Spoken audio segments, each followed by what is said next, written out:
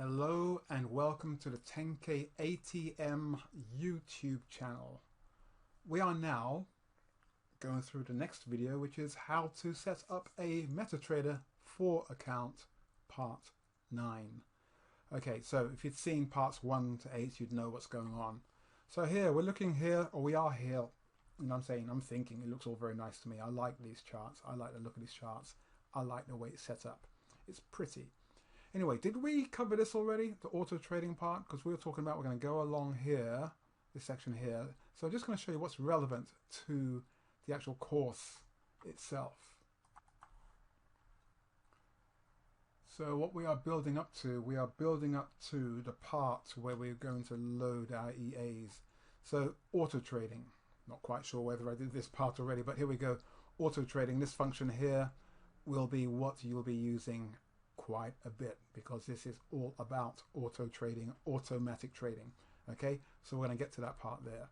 This section here, if we were to click on this chart, the daily chart, this section here, this says here, if we highlight, leave it there, highlights, it says bar charts, and it shows you other options, Alt +1. But here, if we click on this little tab, here, candlesticks, it'll change this to candlesticks.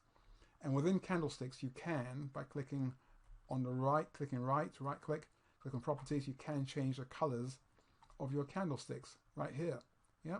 So for instance, we can just make, let's say we can, what shall we do? Let's make this red bar, this rather than red. I made some changes already. Let's make that black. No, not bar down, we don't want that. See, watch out. Bull candle, this one here. Let's make that black. And you can see, changing the colors here. So it's got a red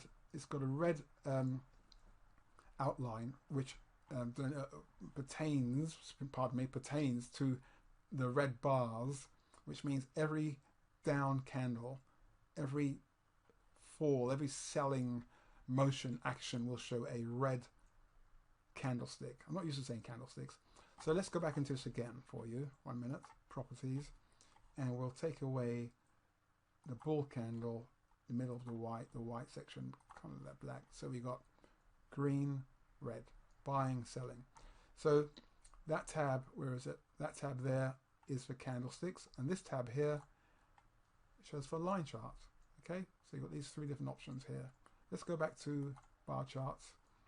Here, once again, this is your zoom in. You can zoom in chart, zoom in or function, zoom out function. Okay, I like to have it about that size there.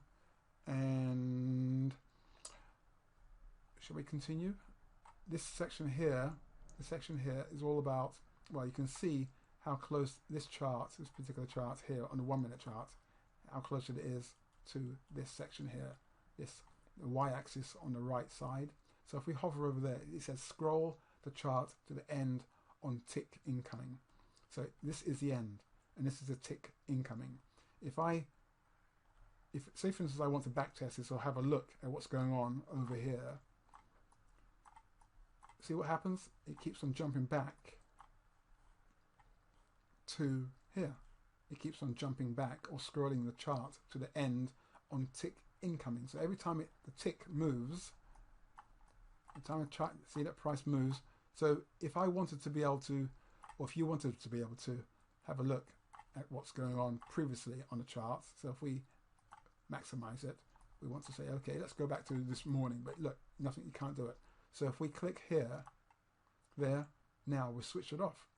Scroll to the end, scroll the chart to the end on tick incoming. Well, it's not depressed. Okay, it's well, it's not on basically. So we now scroll to the end of wherever. Okay, you can also press your left arrow key to scroll like that. Okay, so once you've checked out what you need to check out historically, all you need to do, rather than scrolling back, you just press that button there, brings you back. On this button here, well, for some people who don't like the chart to be so tight to the end, you can press this one here. It says shift end of the chart from the right border. I'll say that again. Shift end of the chart from right border. This is the right border. So if we want to shift it away, there we are, shift it away. Okay, so it gives you all this space to think. But for me, for us, we don't want to think about what's happening here because nothing's happening. We like it to be as tight to the end as possible so we can see more or less what's going on, price action in real time. And plus, since we are using mainly auto trading, we don't really need to look at that at all. Okay, but those are the functions there. We'll stop for now and we'll move on in time. Thank you.